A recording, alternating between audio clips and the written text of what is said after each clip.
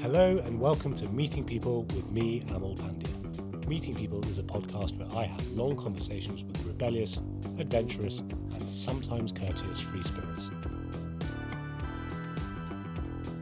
Good morning, Nigel. Thank you for sparing the time. Thank you. As you know, the theme of this podcast is conversations with rebellious, adventurous free spirits. And that I think describes perfectly the subject of your latest book, Pythagoras, which I'm going to hold a copy of up now, but also yourself. And before we get on to the book, I thought it'd be great for people to get a bit of context about who you are. And so, as a teaser, you've spent the last 15 years in Greece and the prior 35 years in Italy. Prior to that, you finished your education. So what have you been doing in that time? An awful lot of studying in the school of life. I decided very early on that I didn't want to stay in the grey and wet north and to move into the Mediterranean. And that's not just a weather decision, a meteorological decision. It's because I felt right from the very first time I went there as a teenager that there's something very special about this inland sea, which was felt to me like a kind of piazza with all these interesting cultures dotted around: the Egyptians, the Greeks, the Romans, all the cultures that have grown up since then about that. So the Mediterranean has always had a huge appeal for me, principally its art and architecture, and more recently its thinking. And yes, I spent 33 years of my life living in Italy, teaching at the university there, taking students. History of art, basically, and history of architecture. And I began by taking students to Greece because I thought that was there was something there I wanted to get a hold on, and I've ended up moving there because, as you'll have understood from reading the book, and anybody who does, my take on history and on thinking is that geography, namely physical geography, the landscape, the nature of the land where you live, the very physical parameters of your living natural environment determine the way you think. And this determines, broadly speaking, the way the Egyptians think, the way the Greeks think, the way the Romans thought, all these different cultures, the way the British think, and always have done. And so, that's been my mission. And I first came across your work probably about 7 years ago when I was on an island called Chios, which is a Greek island very close to Turkey. And I had one of your travel books, guidebooks. You've written a series of about 20 volumes covering about 70 islands, is that right, in Greece? That focus on the geography and how that drives outcomes was very noticeable now that you mention it.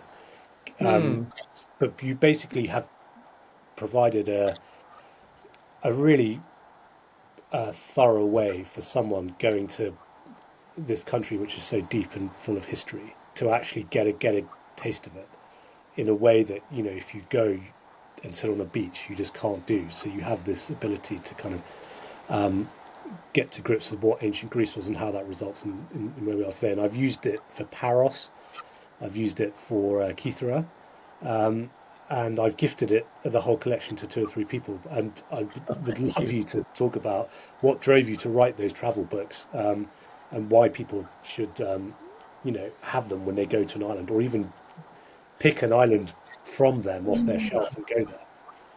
Okay, 2 things. I think I felt, as someone who was teaching students and taking students and teaching them about the classical world and about why it's important, there were sort of two obstacles to get over. One was the perception that the Greek world, and particularly the Greek island world, was one really of beaches and bars and didn't really have a great deal of historical interest. I mean, that's a sort of very minor and more recent one. But the older one is that the way in which people have written about and talked about the ancient Greek culture in the past has always been inevitably very Athenocentric. In other words, the picture we have of ancient Greece comes from Athenian writers that have been studied and restudied and pored over for centuries.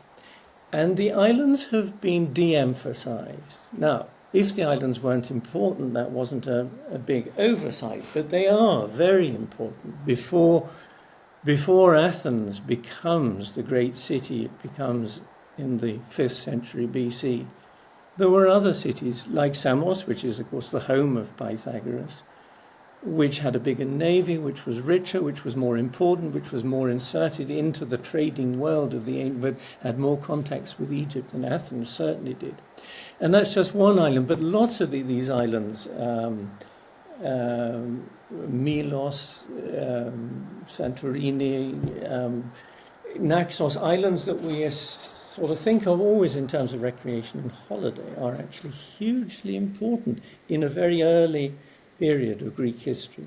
And lastly, the crucial thing is I felt all along, and I was trying to kind of grasp this idea, that the fractured nature of the Greek geography, in other words, a lot of rocky islands scattered in a very unpredictable sea, gave rise to a very, very particular mindset, which was very, very different from those that had come before. And by that I mean the Egyptians in the Nile Valley and the Mesopotamians in the Euphrates-Tigris Valley. And that geography, that fragmentariness, because the Greek world originally was a sea dotted with islands and with ports all around it, one of which was Athens, though its principal port was Piraeus, but the city was oriented to the sea. It was a sea-oriented world and not a land-oriented. When we say Greece today, we tend to think of the Balkan Peninsula, what we see on the map as the Hellenic Republic. Okay, to an ancient Greek, and let's hear what one really great ancient Greek named Socrates had to say. He says, we Greeks live like frogs around a pond. And what he meant was that the Greek cities are all like a lot of different croaking frogs on the edge of the pond, which is the Aegean. Now, that fragmentariness, that difficulty for anyone to unite them, and the fact that there were lots of small units, and the units were to some extent self-determining, means that human thinking took a big change when it came into the Greek world, and we can talk about how it comes into the Greek world later. And the foundations of our way of thinking and it's a platitude to say that democracy comes from ancient Greece, but democracy comes from the geography of ancient Greece, because small units for equal size, forming alliances and changing, like parliamentary democracy, and of course governing themselves, the first self-governing units, as far as we can tell, with a kind of... it feels, from our modern nation-state perspective, an odd way, concept to get our heads around. Another place I went to, thanks to your books, was Rhodes, and you have this sense, with the Knights Hospitaller versus the Knights Templar. Each state had its own, each island had its own kind of story. Very much so. Yeah. Like Paros, we went down the mine shaft that you recommended we go down to see, which was actually boarded off, but we kind of went over the barriers, and you can see those striations in the wall. There's little where the marble has been kind of picked out, and that they're moving, supplied marble from Paros, not in the ancient world, but for Napoleon. And but how did you put that together? Was that just years of traveling and observing and writing, and that you put together at the end, or was it kind of you picked an island and you did it then you move on to the next Yeah, one. no, it was step by step, but it was just driven by a bit of obviously passion, but also the discovery that, incredibly, all these islands were so different one from another, and that'll be your experience. You've been to Chios, you mentioned Paros. I mean, they're as different as chalk and cheese. You can't generalize about the Greek No. islands, except they're sort of rocky and have nice seascapes and beaches and things. But no, I mean, they have very, very different stories, very different geographies, very different climates, very different histories, different minerals, and different things that they've contributed to human endeavour and human culture. It's extraordinary in such a small place. Now that contrasts very much. I mean, this is not a game of awarding prizes for Greece being a more interesting culture than Egypt or Mesopotamia. For heaven's sake, that would be stupid. But Yeah. it is very, very different when you live along the border of an extraordinary corridor of water which flows through the middle of a desert, as the Egyptians did for millennia, with that regularity of the flooding of the Nile, which they thought was a divine gift to their country, quite rightly. The movement of the planets so regular, from east to west across this north-south river, the river that they could sail down because the current took them from the south to the north, and they could hoist a sail and go back upstream because the prevailing wind is always from the north to the south. The regularity, the unity of Egypt and its world contrasts totally with the Greek world, and its government was pharaonic, the ancient Egyptian government, and so social structure was a pyramidal with the semi-divine or divine pharaoh at the top, quite different from the Greeks, who sat in these noisy theatres and discussed the small issues of their small island. So you started setting the scene, I guess, for your book about Pythagoras. Why don't we continue to do Okay. that? He's a 6th century BC philosopher. What was going on? Can you just give a little, short history of what happened in Greece before? When was the Trojan War? What happened after that? And before getting to the 6th century, and also set the scene with what's happening to the east of Greece in Mesopotamia, Phoenicia, Mesopotamia, and to the west in terms of, or the south, I should say, in terms of Egypt. Yeah, I mean a lot of things there. Yes. Yes.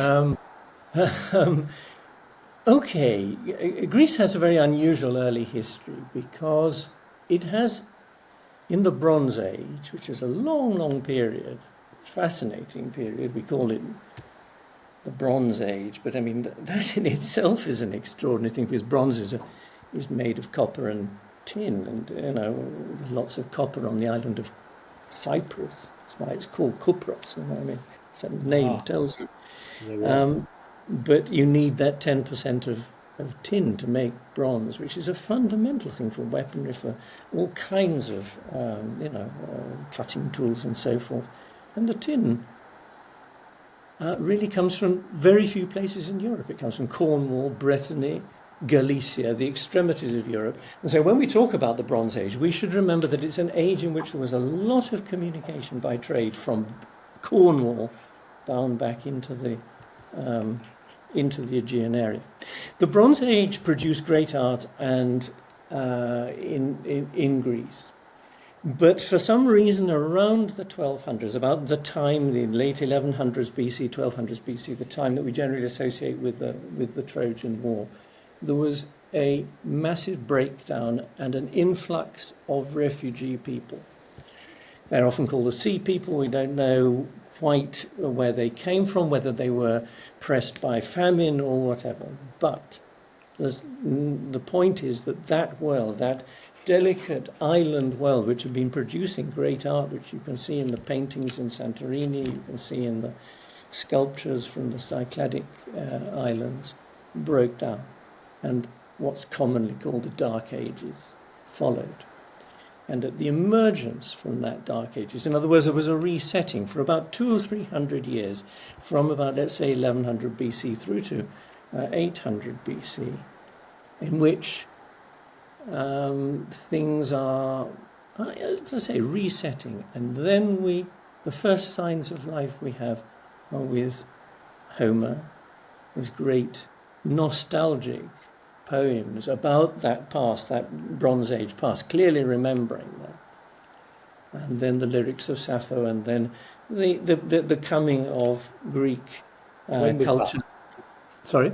When was that? When was Homer writing? We're talking about 800s, 700s, and then the 600s for Sappho, and then for Pythagoras, 500s, and so forth, the philosophy. Now, all that contrasts with the Egyptians and Mesopotamians, where there is a continuity. I'm not saying that they didn't have their ups and downs. Obviously, there are civil wars within Egypt. There are changes of dynasty. The same also for the Euphrates and Tigris. But there was a continuity going on all along. So Greece comes onto the map again with a kind of renewed energy of a sort of rebound, as it were. Something with this nostalgic remembrance of a great past, but a complete break with it. And it finds itself in terms of planetary geography in a very particular place. It's a sea, as we've said, scattered with islands. Europe on one side, one great continent. Asia on the other side. It's like a little funnel, a bridge, stepping stones. I mean, these islands really are stepping stones, the Greek sea, between the East and the West, between Asia and Europe. And also between North and South, because there's the Black Sea to the north, the Straits of the Bosporus and the Dardanelles, then the Aegean, and then that communicates down to Egypt. So trade, very important trade from the Black Sea. All kinds of things like gold and leather and furs and things which are essential for the winter are coming through there and going to Egypt, and vice versa, things going backwards and forwards. But most importantly, the East-West. Now, like two poles of a battery, the West, Europe is a culture at this point that we know, I mean, mainland Europe, that we know much less about. It certainly doesn't have, at this point, the glorious productivity and creativity and thinking of, say, Egypt and Mesopotamia. Yeah. So there's a pressure, as it were, on that side, and a sort of emptiness on the European side. And Greece forms this bridge between them at this crucial moment, always linked by trade. I mean, trade is the one thing that leads thinking and culture by the nose. If you don't have trade... One of the things, Nigel, you talk about is that because the sea is quite constraining, and in this rebirth after this dark age, you get this population growth and then a diaspora of Greeks just sort of spread across Europe all the way to Spain, on the northern side of Europe. Is that the coastline of Europe? Yeah, the coastline. Sorry, yeah. Is that part of this story as well?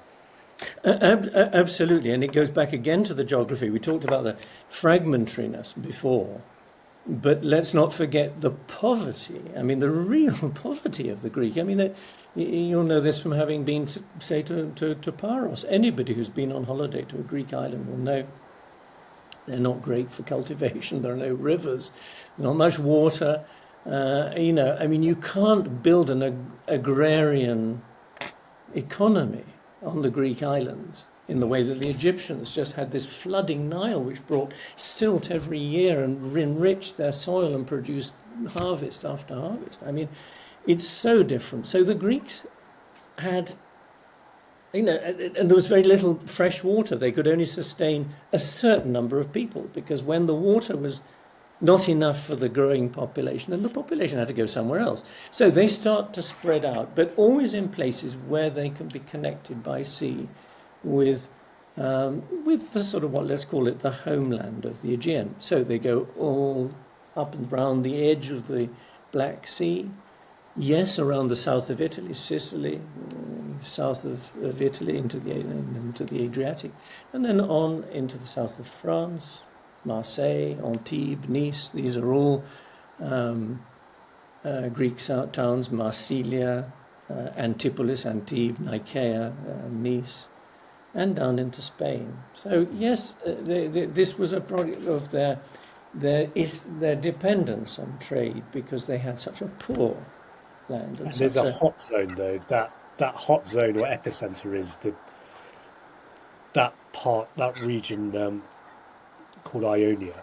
And you yes, mentioned Homer, Sappho, and also Herodotus, Heraclitus. All these people come from this narrow strip. Where is Ionia? Why is its geography important in the context of trade? And what yes. can you expand on the significance of the type of people, including our hero of your book? Yes. No, you're Pythagoras? absolutely right. In all this, there is a hotspot which is Ionia, and Ionia is an ill-defined. It's not not an area with a border at all. It's an ill-defined cultural zone, as it were, unified by a language, an Ionian language, which is the language that Homer used. And it's really it's on obviously what is now the coast of what is today Turkey, but was then the ancient Greek world, and the islands next to it. And particularly in the middle of that coast, in other words, going from about Izmir or ancient Smyrna down to Bodrum today, Halikarnassus, which actually was in part of a Dorian cultural area. But that Ionia there, Miletus, those cities there just to the south of Izmir and Smyrna are it. Now, it's hugely important because of a big sort of autostrada of the ancient world, a thing called the Royal Road, which was something which joined the capital of Persia.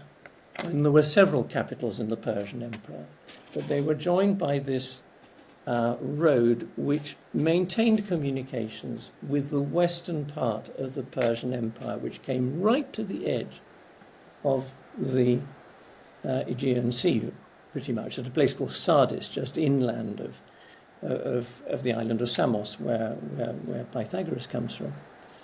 So there's a lot of trade and ideas and music and poetry and ancient aesthetics, all these things from the east coming down this, as I call it, autostrada, the Royal Road, communications, being rather like an ancient Silk Road, if you like, and coming to a sort of halt there in the Greek world at the Aegean, opposite these islands, which, as I said, were the kind of stepping stones for the rest of Europe.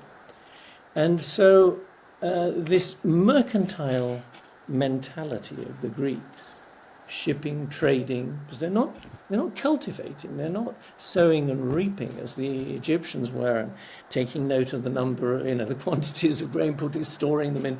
They weren't doing any of that. They were trading, and so it's what creates a different kind of mentality. So all this Eastern knowledge and poetry and music and things like that is coming out of the East, Yeah. sort of pausing there before going on into the West in this extraordinarily different geography in which there are people who are governing themselves up to a point, and most importantly don't have a king, don't have a pharaoh, don't have any overarching, there are a lot of, it's like a choir that's got no director, everybody's singing their own song. That's what the Greek world is like. So it's a very, very interesting and important place, Ionia. So it's almost like this petri dish or Yeah, absolutely. sort of nursery garden where there's no leader or ruler deciding that this is what knowledge is, this is what good behavior is, and also No, as importantly, there's no theological diktats, which you yeah, I talk was about. going to say, no priesthood. Really important. Yeah.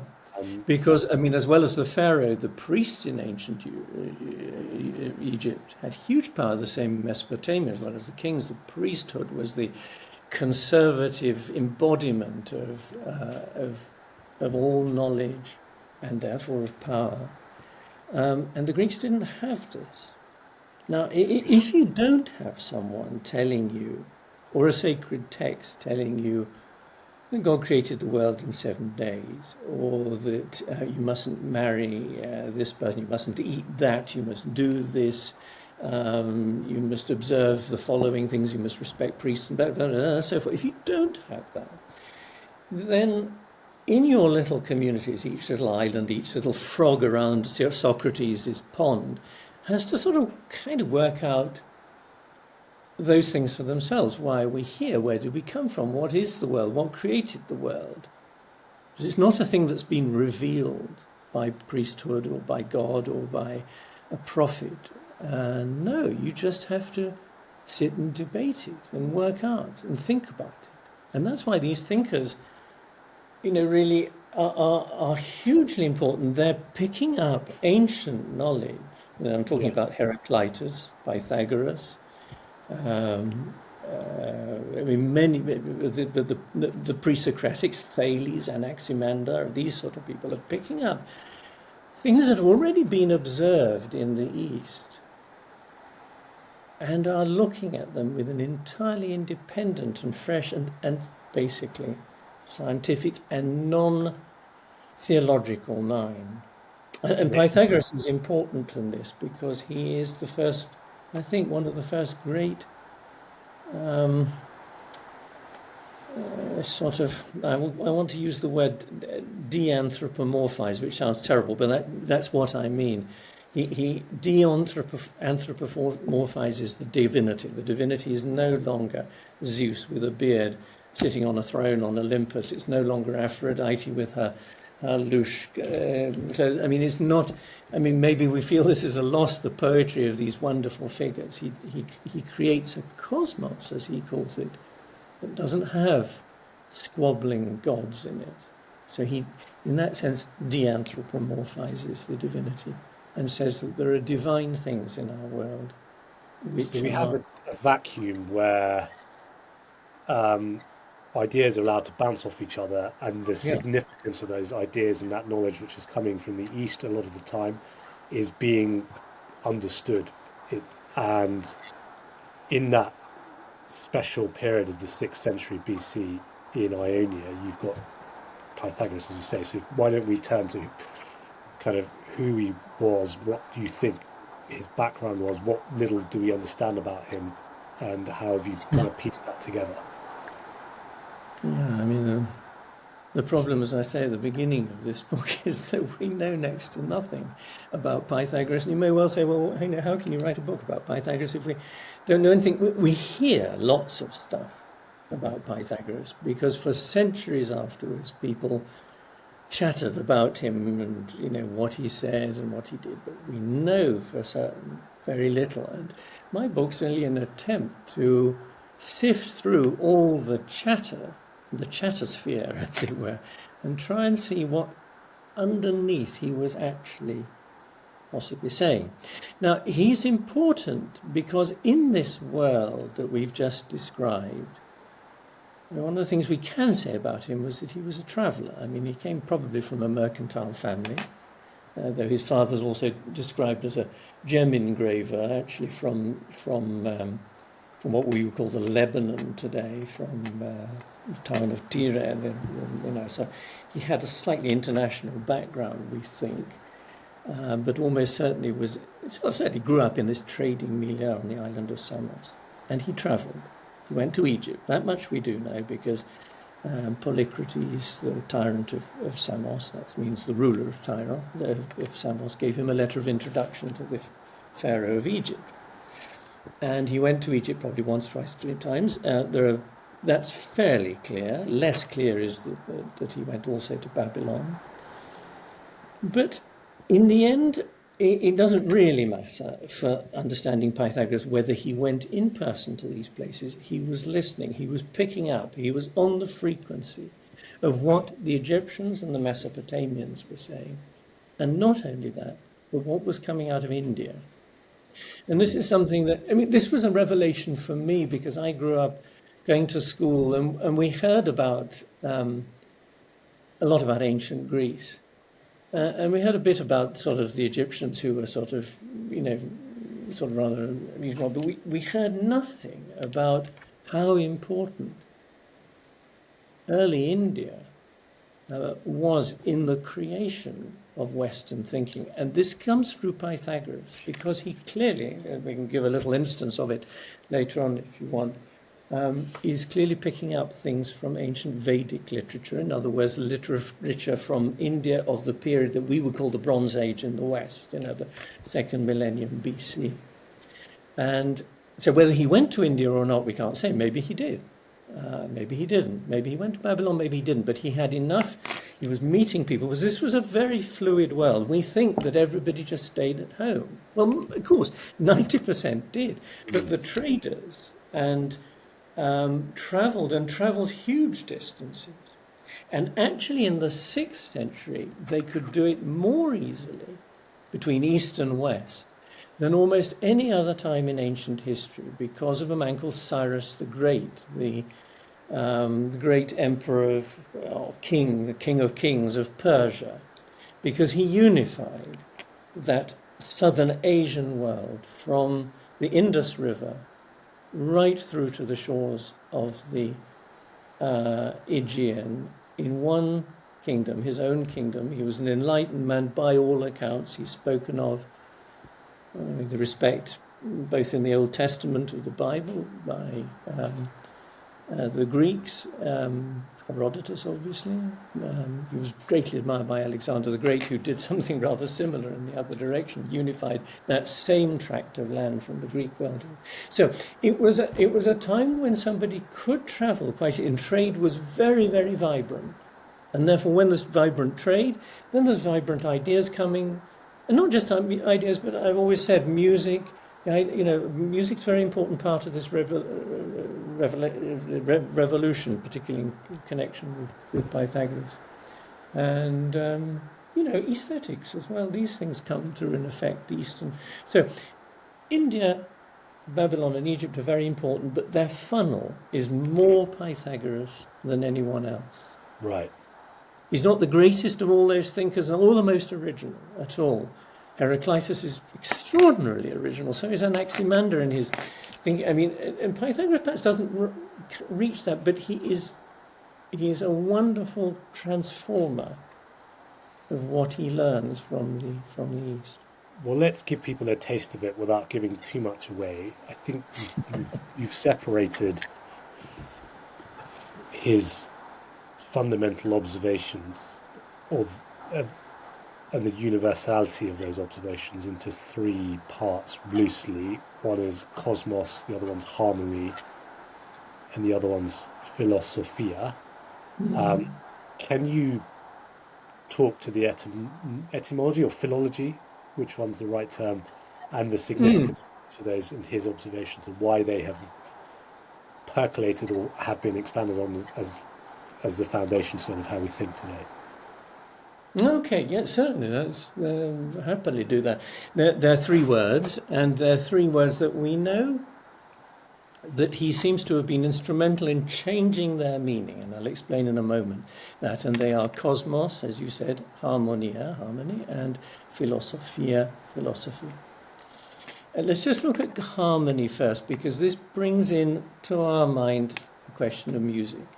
And the fundamental thing that Pythagoras brought from the Babylonian world was an understanding of tones and intervals in musical harmony. Okay?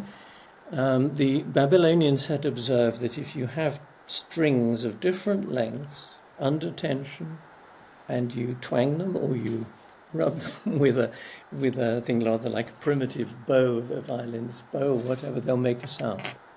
And according to the exact mathematical proportions of lengths, they will either be in disharmony, make an unpleasant sound, or at one particular moment, 2 to 3, 3 to 4, 4 to 5, depending on whether we're talking about a musical fifth, a musical fourth, a third, or whatever. They come in and they create a beautiful sound, harmony.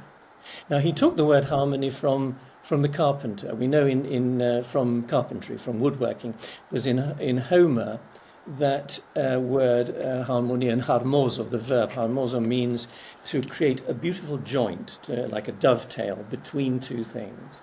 And Homer talks about Odysseus making and joining the pieces of wood for his raft when he leaves the island of Calypso. He Snug uses that fit. word. Sorry? A snug fit. Snug fit, absolutely, yeah. Yeah. And he takes that for musical harmony and says, at this moment, this mathematical moment of perfect proportion of length of string, one to the other, 3 to 4, 2 to 3, 3, and so forth, we get this snug fit, and it is a harmonia. So he began to perceive that behind what we call beautiful was a mathematical structure based on number. So that word was very interesting. The other word that he liked and used and changed in a similar way, was cosmos. Okay, cosmos, again, we have to look for Homer, because Homer's the first Greek literature we have of the modern era, the post Bronze Age. And therefore we have the first uses of words there. And cosmos means two quite distinct things in Homer's world. In the Iliad, he talks about it being the cosmos, the order in which soldiers are arranged, or sailors are seated in a boat, the rowing sailors or whatever. In other words, the arrangement, the correct arrangement is the cosmos. Right. But it's interesting also in the Odyssey, he talks about Hera, who's the queen of the heavens, the spouse of Zeus, and the cosmos of her the decoration of her face, the makeup of her face, when she wants to be her most beautiful and most majestic. And so cosmos meant to the ancient Greeks also the beautification, let's say, of a face. And that's gone straight into our language in the word cosmetics.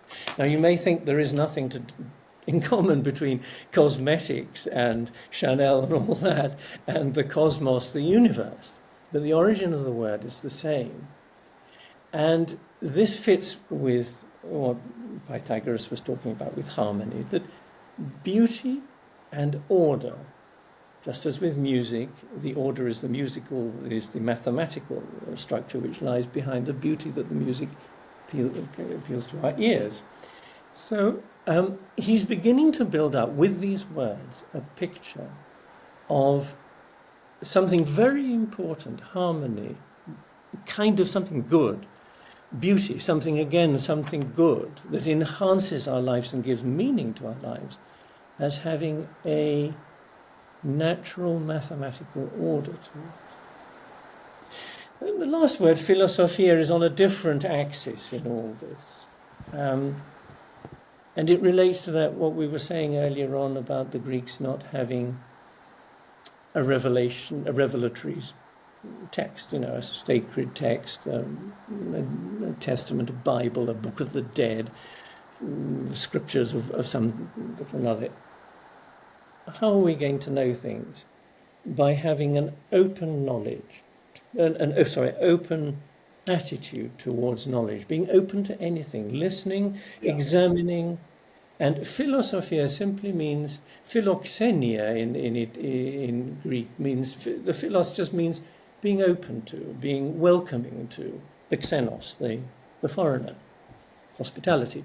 Philosophia is just being open to, friendly towards, accepting of, welcoming to Sophia, knowledge.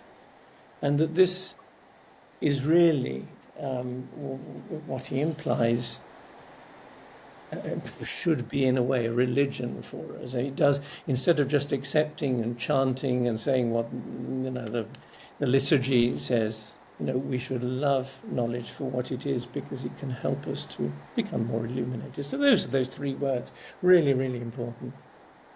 And the idea of the final one, as you've said, is an act of receiving rather than an act of kind of doing. People think of philosophy today as this sort of ivory towered activity where you're saying long words and trying to confuse people and sound smart. But for Pythagoras, it was more of a observational activity, to be open to lots of different things. And in the dogmatic world we live in, that's kind of hard to fathom right now.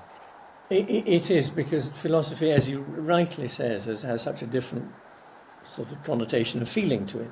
And I like to think of Pythagoras in a way as an anti-philosopher, because he seems to have eschewed words. I mean, there is nothing written by Pythagoras at all, nothing that has survived. And there's actually very little evidence, except one thing in Diogenes Laertius much later, saying that he wrote certain books. We don't know them, but Diogenes was writing, 500 years after Pythagoras, 600 years after, so he may not have known correctly. Yeah. But Pythagoras avoids words, and his philosophy is based on just simply showing certain things. The musical experiment, the theorem of the triangle, which everybody hates, and nobody wants to buy the book because they think it's going to be about math and triangles and all that. Well, it's the beauty of that, that it's a law which he discovered. Well, he didn't discover it. Again, he took it from the Babylonians, who knew this and used it, and the Egyptians used it. But they didn't see the wider significance of this. Yes. There was this order behind everything, and so the triangle, the square on the two shorter sides of a right angle triangle is equal to the square on the hypotenuse, the longer side, is in itself, not something that lights up our life, but what it purports, that there are these things which are universal. Which are not about sort of a hypothesized God or Ra or one of the divinities of ancient Egypt or whatever. It's simply something which is true everywhere, and that's. It reminds me of a story which we've talked about before, in a very different domain in Silicon Valley of all places, where. Xerox was a very successful company, and it was based on the east coast of America, and it had a research center, a kind of R&D center in Palo Alto. It was called Xerox Park, Palo Alto Research Center, and they were kind enough to give the Apple team in the 1970s a tour of the research center, and the Apple team saw this thing called a graphical user interface, which is where computers before then were very different, that you could move a mouse and it would move on the screen, and you could type something and it would appear on the screen. And they were like, have you told anyone about this? And oh yeah, this is something we're playing with, some sort of gimmick, one of many gimmicks we have lying around here. And they didn't, what the Apple executives saw was the universality of this, the power of this thing that was sat there with Xerox doing nothing about it. And they mentally copied it, stole the idea, and took it back, and the rest is history when it comes to computing, because they made computing universal. Do you think... That's very interesting, because that's a case of picking up the ball and running with it, which is what we're talking about with the ancient stuff. Exactly. So, my question is, do we overvalue originality, whatever that means, over and above actually observations and mixing two ideas and putting them together to create mixing copper and tin to create bronze, and the positive sum impact of that more powerful combination than the two inputs, for example, is more a creative act than it is sort of sitting in the bath having a eureka moment of kind of pure theoretical original thinking. No, I think that's true. I mean, what is originality? I mean, the seeing of the potential of an idea is also great originality. Yeah. But I think it's just important in the case of someone like Pythagoras. I mean, it's generally said, that's just a mistake that he discovered the law of the right angle triangles and their relation of their sides. He didn't. I mean, it was known probably 1,000, maybe even 1,200 years earlier in Babylon. And you may say, well, why is it so important? Well, it actually was terribly important, because if you know that 3, 4, and 5 3 squared plus 4 squared equals 5 squared, 9 plus 16 equals 25, gives you a right angle. When you arrange these lines, you make sticks. Your early construction, you may have sticks that are 3 units, whatever they are, 4 units and 5 units. And you can make a wall which is straight and a doorway which is straight. If your doorway isn't at a right angle, then it isn't a doorway anymore. You have a problem having a door in it. So 3, 4, 5 was really important, and it had been used by everybody for ever and ever and ever. But Pythagoras saw that it was a unit. It fitted with his other observations. It wasn't just on its own. It fitted with his understanding that there was physics. It's the birth of physics, that there is a law governing, there is mathematical coherence governing the world we are in, that it's not just subject. In this sense, he's the great de-anthropomorphizer. We live in a world which is not just at the mercy of scrapping gods and all the rest, but one in which there is order. That doesn't solve all our problems, but it does give us a framework. I think part of the challenge of this conversation in many ways is that we're talking about things that in 2024, or whenever someone's going to be listening to this in the future, seem obvious. This is, what's the even if it's significant at the time, why is it relevant to me? It's a bit like trying to get someone to read Lady Chatterley's Lover or listen to Jimi Hendrix for the first time, and you kind of go, in the age of MTV music videos, Lady Chatterley's Lover doesn't seem particularly revolutionary, but at the time, and I think what comes across from reading the book is that, you go on that journey of understanding how Pythagoras came to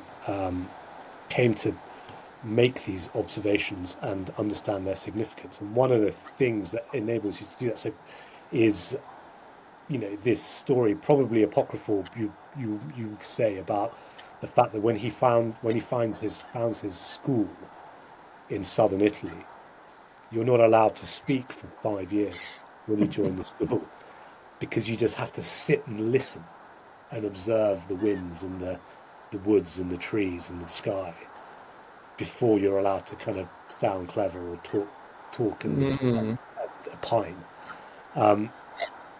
It is that understand and that point. Does that point to that definition of philosophia that you see? It's that act of receiving rather than an act of having an opinion quickly for an op-ed that's deadline tomorrow, or whatever it might be. Yes. This tallies with all. It's a spiritual. What you've just described is what happens in monastic communities and, in Zen, the business of being still and listening. And whether or not it's true about Pythagoras, this thing about students having to be quiet for the first so many years of their apprenticeship, even if these schools did in fact exist, it shows that Pythagoras certainly had an interest in the spiritual side of things as well. And this is where India, I think, is very, very important, because he's bringing also, as well as all this kind of rather technical stuff about musical theory and geometry, he's bringing for the first time the ideas of the transmigration of the soul, that the soul is something that lives beyond our life, beyond our death, which was something the Greeks had no feeling for. Homer's view of death is a very, very gloomy and sort of hopeful one. Pythagoras brings into the West, principally from India, the notion that, life can move from one being to another, and that therefore we're not just confined to this life. Now that's really important, and we only really know this from the one one contemporary anecdote that still survives about Pythagoras. All other anecdotes are hearsay much later, they're Chinese whispers, but there's one anecdote told by a contemporary of his called Xenophanes of Colophon, and Colophon was just a city across the water from Samos. So probably Xenophanes knew Pythagoras, same period. And he says that Pythagoras was in the marketplace one day and a man was beating a dog. And Pythagoras said, "Stop beating the dog." Essentially, stop beating the dog because I recognize in its barking the voice of a deceased friend of mine. Now, this actually gives rise to the title of the book on Pythagoras. The publisher said, "Don't put Pythagoras in the title or nobody will buy it." So the title is "When the Dog Speaks, the Philosopher Listens," referring to this anecdote, which is the only one we have from a contemporary of Pythagoras. Wonderful, first of all. I mean, we like people who intervene to stop people being cruel to animals on a simple level. But he's also saying something much more important. I mean, he's saying something which seemed to his contemporaries and seemed to Xenophanes to be a little bit ludicrous and worthy of being teased about, that the dog might have the voice of a deceased friend of Pythagoras. That's not the point about it. It's simply saying to humanity, to us, listen, there is a kinship in all natural beings. We're all at a deep level related. Okay, it's not necessarily it's the voice that I can hear the voice of a deceased friend. That's how he metaphorically expresses it. But there is a kinship in nature which is terribly, terribly important. And we are part of that fabric, along with the animals, which we may become or have been us or we may be again or whatever, and the plants and so forth. So he introduces into the Greek world this idea of the transmigration of the soul, which Plato later toys with but makes rather more literal. And of course then gets completely lost with the arrival of the Abrahamic religions in the West, with principally, not just Judaism, but Christianity and Islam, where God says to mankind, to created mankind, this is your garden, do anything with it. This is your domain, you use it. It gives us this unfortunate attitude to nature that it's something to be used, not to participate in. And that's creating us lots of problems today. I think that's a good segue to a discussion on beauty. I even my exposure to Hindu philosophy and the Vedic tradition that you've touched upon with the transmigration of souls. When we say don't beat the dog, it's partly driven by the fact that we see ourselves in we say why? Well, because I see myself, or my friend in.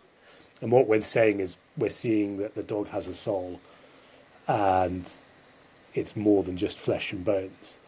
And a lot of religions maybe have been guilty of, including the Hindu one, I would say, of devaluing the body in many ways and saying, well, we are just a soul, or there's nothing, it's just flesh, it doesn't matter. And, that's just in the temporal realm, and there's a spiritual realm which is superior and higher, and we need to strive to reach the spiritual realm, and what happens in the temporal realm is irrelevant. So true. I interviewed Alex Martin a few months ago, and he talked about a hatred of ugliness, and at the time I was like, well, that's a bit of a trite thing to say, or what's the original on that? Who likes ugliness? What do you mean by that? And it's from reading your book on the importance of beauty, and what I never even reflected on what is beauty, right? So what, in terms of harmonia, what is this? What is beauty to you? Can you kind of explain to me why what Alex said isn't? No, I agree absolutely with what Alex says. A hatred of ugliness herself, because it's something, which disturbs us in the way that disharmonious music disturbs us, agitates us, and harmony brings us peace. Okay, what is beauty? Beauty is is the quality of something to go beyond what's on the surface. In other words, you have 2 notes, or 3 notes, or maybe 5 notes, and you bring them into harmony, and they become so much more than the sum of each of their noises. They become a harmony. They become beautiful to us. They become beautiful to our ears. Okay, maybe that sounds a bit abstract. Let's take a really fleshy example, if you'll excuse me. Sex. I think we've all had in life the experience of what we might call beautiful sex, as opposed to sex which is not beautiful. I mean, we know there's a big difference between these. There is a harmony, there is something which goes beyond simply the union of 2 bodies in the beautiful sex, as opposed to what is done for rote or without that without the quality of beauty. So beauty is coming to mean, at least for me and for Pythagoras, and I think for many poets in the past, and I quote Keats at the end, who said, "Truth is beauty, and beauty is truth, and truth beauty.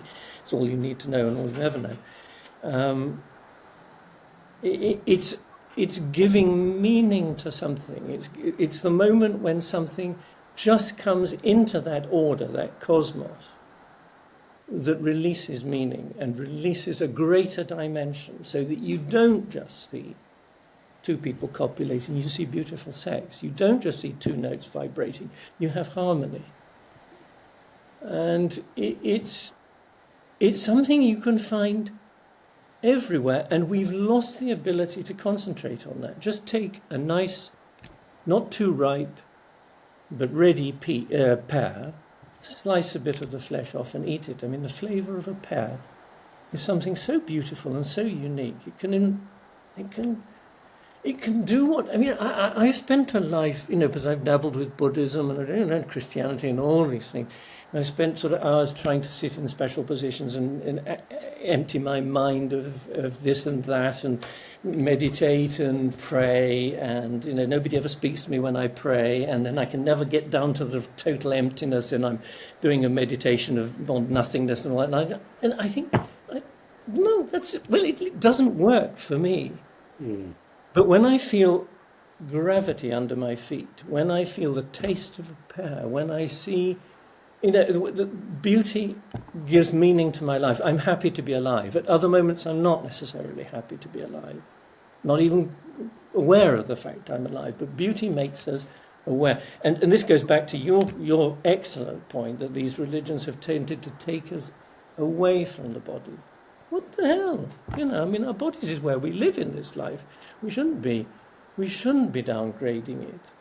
Our bodies have all kinds of problems, but they're windows to things of great beauty and meaning and significance. If we want our life to have meaning, which we all do, purpose, we want it to have some meaning, our being here. And beauty is what we have to look for.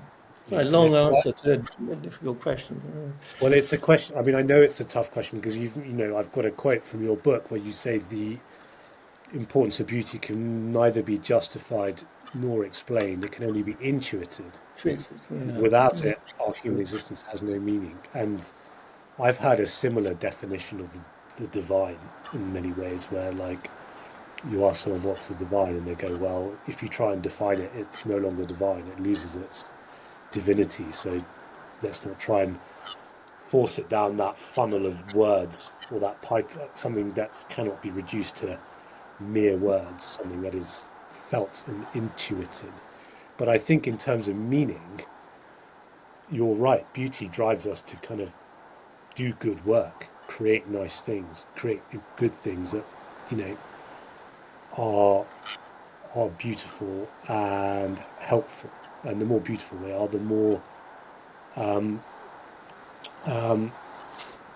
more successful they tend to be. If you take, an iPhone, for example, is in itself, they wanted the inside of the iPhone to be as beautiful as the outside, even though no one would ever see it. There's no ability to open your iPhone. But from what culture of that aesthetic importance percolates through our most important developments over time. Yeah. I would love to talk more about Pythagoras, but I think people should definitely read the book Thank you. from this. So, What I would like to do is talk to you about a couple of separate things while I've got you, while I've got a subject matter expert such as yourself. One is one that we've touched upon a few times. You've talked about Pythagoras being exposed either through direct travel or through the travel of ideas and or to the Vedic text to India, and also to what was coming out at the same time in terms of Buddha. I, as a person of Indian origin, feel when I'm talking to Greeks, I get this sort of, again, it can't be explained, it can only be felt or intuited, this sort of sense of fraternity, for want of a better word. When they're when a Greek is moaning about something, about their country or the culture, it just sounds very familiar. Or when they're excited about something, my best friend is of a Greek origin, and you talk about in the book this kind of migration. Am I just spotting a false pattern here, or is there something more to that for Greeks and Indians, or Europeans and Indians, to kind of unite on culturally, spiritually, philosophically? yeah, I think you're absolutely right about it, and there's good evidence for what you're saying. It's just something that hasn't been thought about for a very long time, until recent decades.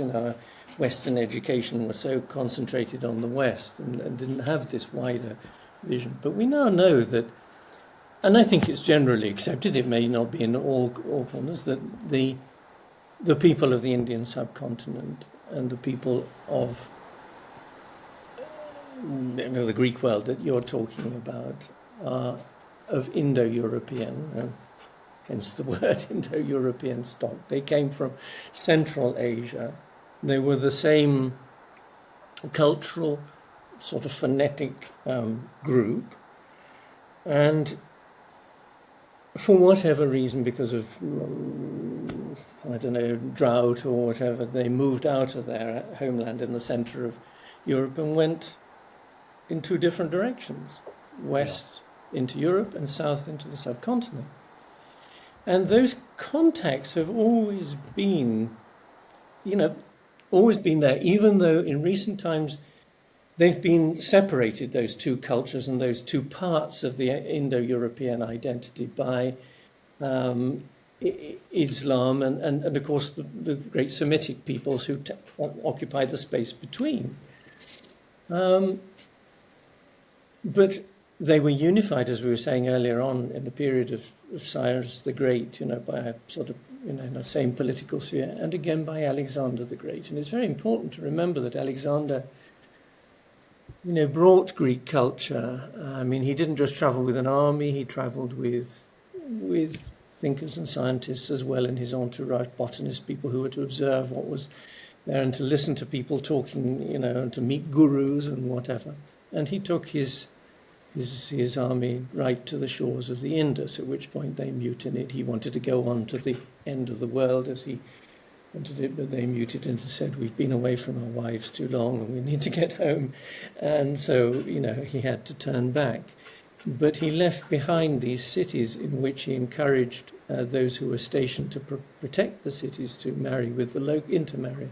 And the culture, the Greco-Indian culture, which comes out of that area, Afghanistan and the borderlands, and is really the beginnings of Buddhist visual art, because in the earliest centuries the Buddha was never figured as a person that was not kosher. You had to figure him just by his footprints or by a sign or whatever. And the Greek, the Indo-Greeks of the area around Afghanistan today and Pakistan were the first to create Buddhist imagery. So that link between India and Greece is very, very ancient and has been reinforced in different ways by people like Pythagoras, by people like Alexander the Great.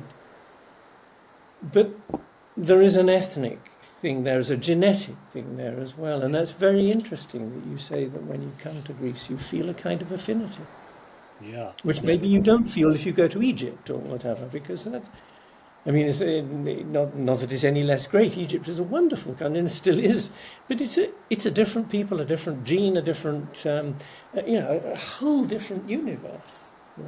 Well, it takes me on to my next question quite neatly, actually, because I think around the same time as that 6th century BC period, Pythagoras across the sea, I believe Nebuchadnezzar from Babylon had crushed Jerusalem or had besieged Jerusalem, and that was the end of the kingdom of Israel for the following few thousand years until 1940. Sort of, yeah. Mm. So what's in that conflict that we keep hearing about seeing today? I don't want to rehash it here in many ways, but are there any things that you see from your perspective as an ancient historian, art historian, who has knowledge of the ancient world, particularly that Levantine, that you just see this? Is there parts of this conflict that are as old as time, or that you can see spot something in, or is it just purely a modern age conflict that has no relevance to the ancient world? Well, I mean, if you forgive me for taking a very specific thing which came out of that conflict, rather than talking about it generally and it's playing out through time. I mean, there is Nebuchadnezzar's arrival is terribly important because it troubled the Egyptians, and the Egyptians came into conflict with Nebuchadnezzar, and were having an ongoing war under the pharaoh Necho II, Nebuchadnezzar, Babylon. And Necho, the pharaoh of Egypt, was short of money. And so he called the best mariners of the time, who were Phoenicians. I mean, the Greeks were very good mariners, so also were the Phoenicians. The Greeks sort of populated the northern shores of the Mediterranean, the southern shores of Europe, and the Phoenicians, the northern shores of Africa, the southern side of it. They were both great traders, great trading peoples, and navigators and mariners. And he said to this group of mariners, he said, basically the subtext was, I need money and gold to finance my war against Nebuchadnezzar. Go south from the Red Sea and see what you can find. And he sent them off. This is all related to us by Herodotus, writing 150 years later. And around the year 600, they set off out of the Red Sea, and their remit was to find gold in Africa, or in what they called Libya. The Egyptians called, and the Greeks called it Libya in those days, and sort of the rest of Africa that was not Egypt. And they set off and went further and further and further, and we don't know the details of the story, except that Herodotus says that 3 years later they came back to Egypt, not through the Red Sea, but through the Straits of Gibraltar and into the Mediterranean from the west. What does this mean? It means they had circumnavigated the whole continent of Africa in 600 BC. Hugely important thing. I mean, whether they found the gold and that was necessary for Necho or not, but for whatever reason, they went on and on and on. They went down into the southern hemisphere, they went round the Cape of Good Hope, and back up through those terrible swells through the west of Africa, finally came baid to the Straits of Gibraltar, hugging the coast of Africa, always on their right-hand side. And Herodotus says, they said when they came back something which, he sort of laughs and he says, I sort of don't really believe. He says, that when they were in halfway round their journey, maybe year 1.5, that the sun was in the north of the sky, and the shadow of the mast of their ship fell to the north, not to the south. And he said, this is clearly impossible, because they knew, the sun always rose on the east and set on the west. But at one point, the position of the sun during the day wasn't any more in the south as it always was in the Mediterranean, but went into the north. And he says, maybe this is a reason for not, or he implies maybe this is not a reason for believing that they didn't go around Africa. But for us who know about modern astronomy and what happens when you go into the southern hemisphere, it's the confirmation that they really did. Now, that's a great thing to have done, so circumnavigate in the year 600 all around then the whole of Africa. But remember, this is just 50 years before people like Pythagoras and Heraclitus. And there would be a lot of chitter-chattering in the ports of the Mediterranean about this. Word would have spread like wildfire. What was wildfire? What was going on? What was happening? Why was the sun in the north? Why was the phases of the moon going in the opposite direction? All these things that you observe in the southern hemisphere that we now know perfectly normal because you're around the other side of the planet. And it's behind the thinking of people like Anaximander and Pythagoras. It's hugely important. Anyway, it's a bit of a digression, but it comes out of your question about Nebuchadnezzar in a way, and his impact on history. Yeah, I think it's a region that's going to hopefully resolve itself, but we certainly hope we can learn from history in some way. And I think that in terms of kind of regional relations, that there's a question which I guess people, you're a Scotsman, is that right? Yes, yeah. Specializing in ancient history, living in Greece. So I can feel people shouting at me to ask you, should the British Museum return the Elgin marbles? Should they return the Elgin marbles? In your view? I think the whole game changed when the Greeks very cleverly constructed that marvellous museum where they will be safe, in many ways safer than they are maybe in the British Museum. And so, yes, with many regrets, I think they should be. It is a problem. It's a very special case, that. It's a very special case because the Parthenon is a symbol of Greek identity. It is how can one say? It's the Colosseum for the Eiffel Tower. The Parthenon is associated with Greek identity only far more deeply than either of those other two monuments I've just mentioned. Yeah. So there is a case there because of that. It doesn't mean to say that every other country can claim everything else back, because they're not things to do with national identity. Yes, the Turks immediately want the Pergamon altar back there, but that's not something that defines Turkishness particularly. So evidently, it was a Greek creation anyway, long before Turks ever came into the peninsula of Asia Minor. So, I think it shouldn't be yes, in answer to your question, they should go back, and I think they will do. It's only a question of time whether they go, legally as a loan or whatever, but they will go back, I'm pretty sure. But that shouldn't open the door to a mass exodus and a lot of spurious claims for all kinds of things. There are certain things, the Benin bronzes, the Parthenon marbles, certain things, it depends on many factors. It depends how they were removed, under what circumstances, and whether, importantly, they are things of national identity or cult. No, let's not talk about nations, because I hate nations. Cultural identity. There's three arguments I think that are out there for Britain not to return them. Two aren't particularly good. One you've touched on, which is if you have to give that back, then you've got to give everything back to everyone, and you've already crossed that. One that is sort of,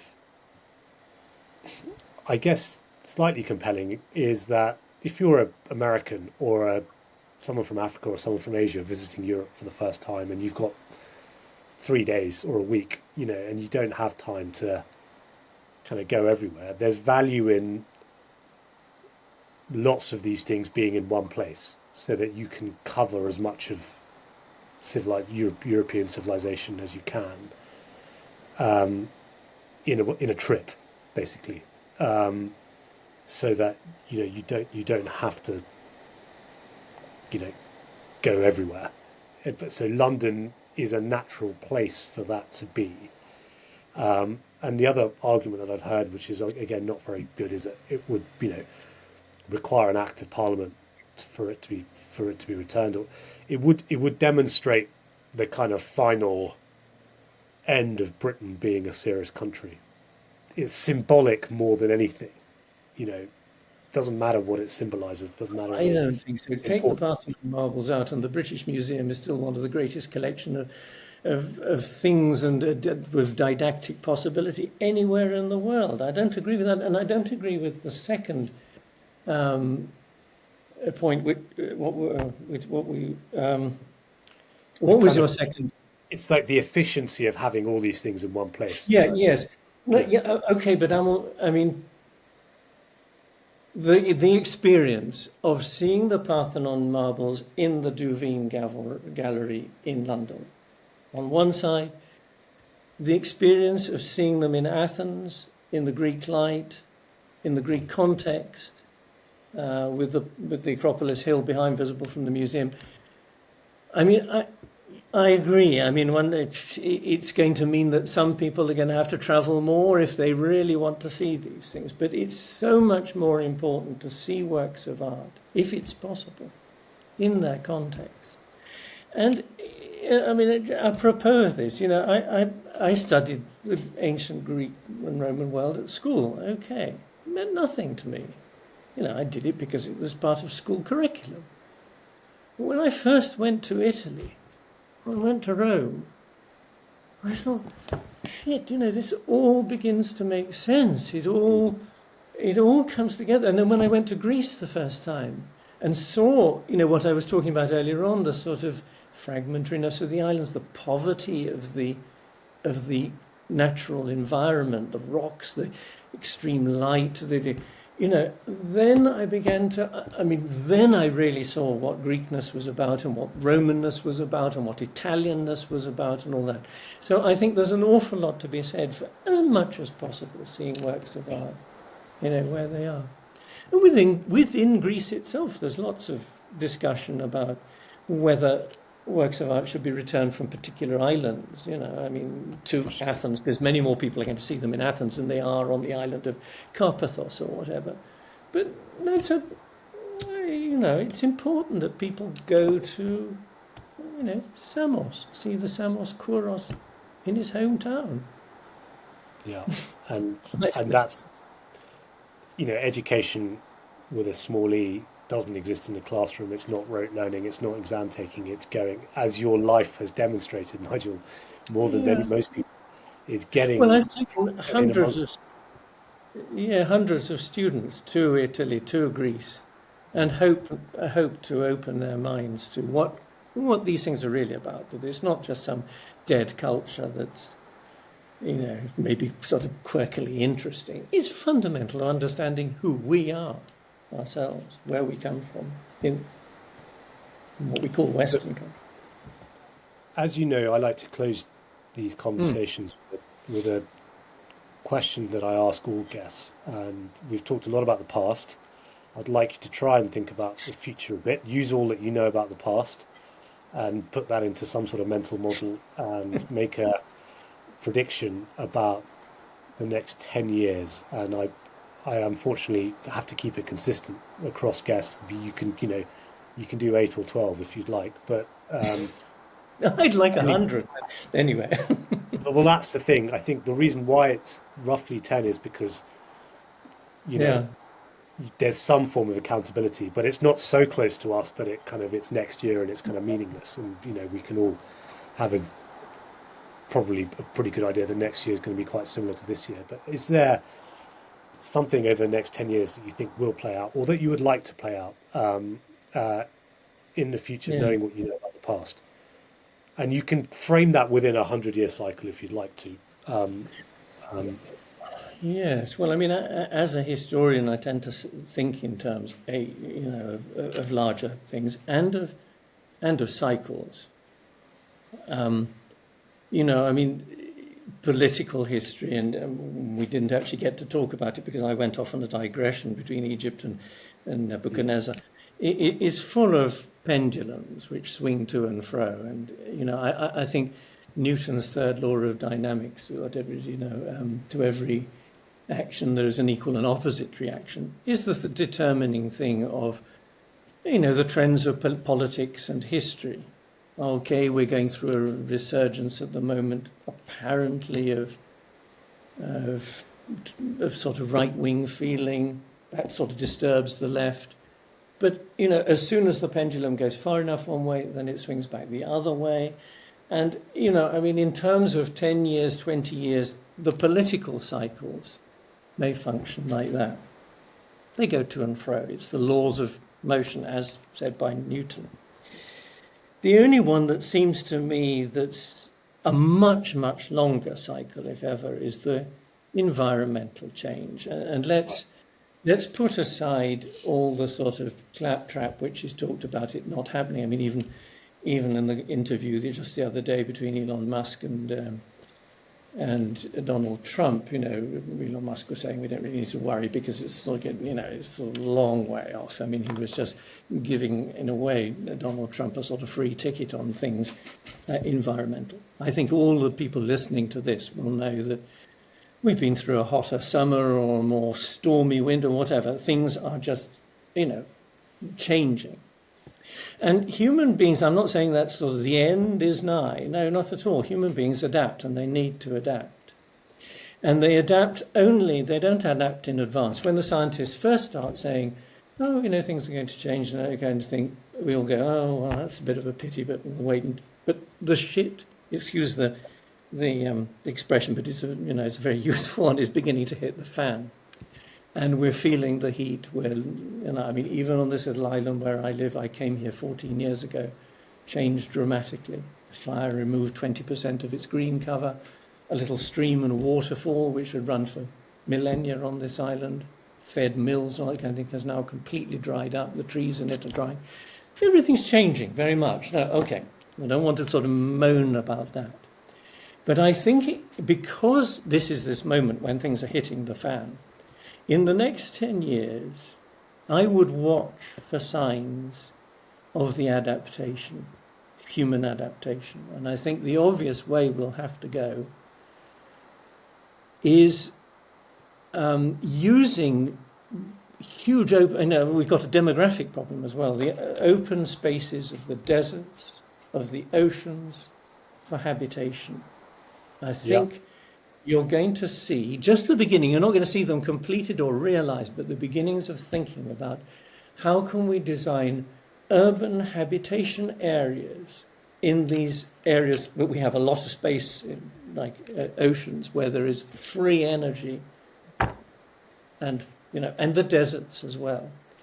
I think we're going to see a lot of thinking about this, and I would think 2034, if we were to have this conversation, there'll be some things on the drawing book. There is something already on the drawing book. I'm sure Saudi Arabia, Prince, whatever his name, bin Salman bin Mohammed bin Salman, who is the Prince of Saudi Arabia, is promoting this great project for a city in the desert north of Jeddah called Naam, which is going to be a new city which is going to be self-sufficient, energy from the heat of the desert and all that kind of thing, using area which is otherwise unproductive for integrated living, which will take the pressure, if there are more of these, off the areas, particularly in the very inhabited countries like Britain,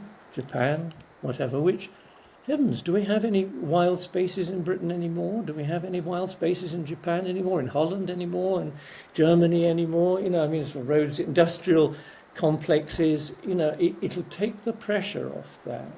And maybe a way forward for conserving energy, consolidating things. It may be our way of adapting, but adaptation has got to happen. And I think in the next 10 years, 2014, we were still hearing scientists prophesying about it. 2024, we're seeing it hit the fan. 2034, I think we're going to see adaptation really gaining traction and So imaginative. It's quite an optimistic forecast in many ways. I think part of what, in my mind, what needs to change is the mindset, maybe away from a scientific approach to looking at the environment to more of a stewardship approach or a philosophical approach. In many ways, we don't know, we can't wait for the data to kind of validate, because by the time it validates, it's probably too late. Yes, you're right. We got to treat ourselves as stewards of the oceans, of our environment, and think of it more in the way Pythagoras probably would have thought of it than someone with a lab coat crunching numbers on a spreadsheet and making forecasts. We've only got one planet.